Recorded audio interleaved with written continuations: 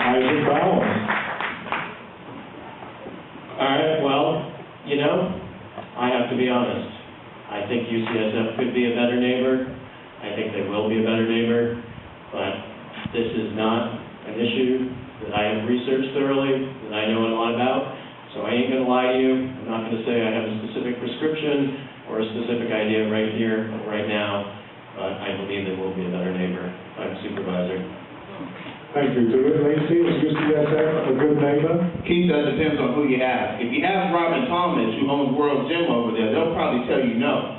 Cut into a lot of their business. However, they have an opportunity to redeem themselves with the medical center that's going to be up over there. If they get sufficient local hiring, then we can consider them a good neighbor. If they make sure that the health care that is provided over there is given to folks in our community, then yes, they can be a better neighbor. Thank you. And finally, Chris Jackson. My answer is yes, they can be a good neighbor. When we look at UCSF, the new medical center, a 258-bed hospital, and I don't just look at the local hire jobs, construction jobs. I'm actually looking at the nursing jobs and the hospital worker jobs. It's right down 3rd Street. Then go down 3rd Street and see a 40% unemployment rate, and then go a little bit further and see a 25% unemployment rate. I ain't just talking about the construction jobs. I mean, we can employ hundreds of people, and they would be a good neighbor employing hundreds of people there. On top of that, more charity care. Thank you.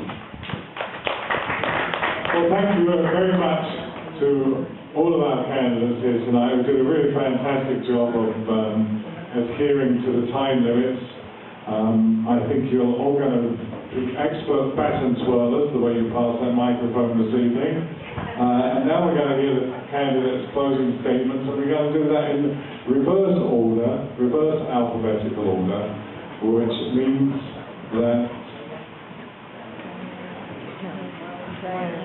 Marlene Tran will go first. 2 minutes for closing statements. Well, I'll make it very short. As I said, I have been doing community work and a real substantial amount of work in, District 10 for all these years. And everything I did is with a passion. Well, some of you probably didn't know how passionate I was. I actually, at one point, because of the safety problems, I even let the police use my property to patrol the area, and I also led City College. This is just some of the things I never actually mentioned to a lot of people, and the supporter said, if you don't tell people, how will they know how passionate you are and how committed you have been doing all the work.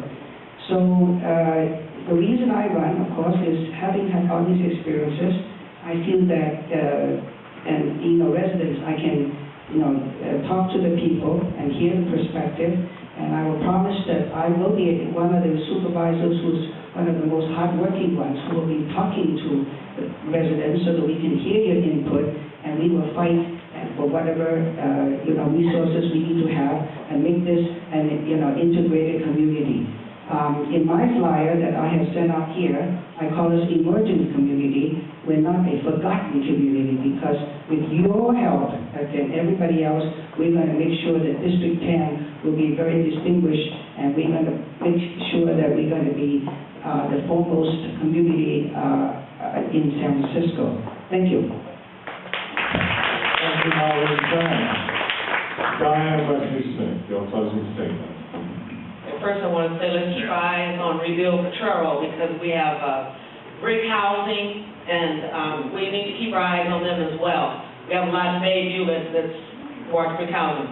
As I mentioned, I'm not a career politician, but the choices that shape the future of generations to come must be made with focus on smart planning and not politics. Enormous development is planned for District 10. I'm someone who has a history of selfless dedication, honesty, decency. Remember, that's what our grandmothers taught us. You don't work under the table, you do it honestly and look a person straight in the eye. Integrity and leadership. My alliance is to you, the people, not to any politician anywhere. I recognize the challenges that are necessary, the challenges we face and the changes that we have to make. But one thing I want to also say is we have to watch the planning department, because that's where everything starts. I think we need to get a little more involved in the planning department. Also, we talked about expanding the jobs on at the shipyard, the waterfront. My husband is a longshoreman, and he informed me, I've met with the ILWU on several occasions, and they've informed me there's a tremendous amount of dredging that would have to be done. But Pier 27 is going to expand. So that's something we want to start thinking about, because that's going to happen very soon. We're going to have shore power and cold ironing, so we're looking to the future while we are preparing for the present.